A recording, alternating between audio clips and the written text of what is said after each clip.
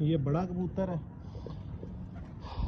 ठीक है। इसके आगे ये पट्ठा है, ये पट्टी है, ठीक है। इसके जो दो बच्चे हैं ना, वो मैंने उधर डाले हैं बच्चों वाली डील में, जो डेरे पे छोड़ने वाली डील है, ठीक है। आपको अगली लटक दिखाता हूँ, सब्र करें।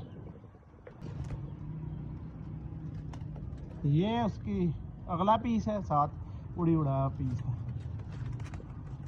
ये मेन बड़ा कबूतर है इसका। मेरे पास इसकी अलग वीडियो भी बनी है, पट्टी पट्ठा भी आप लोगों को दिखा रहा हूँ।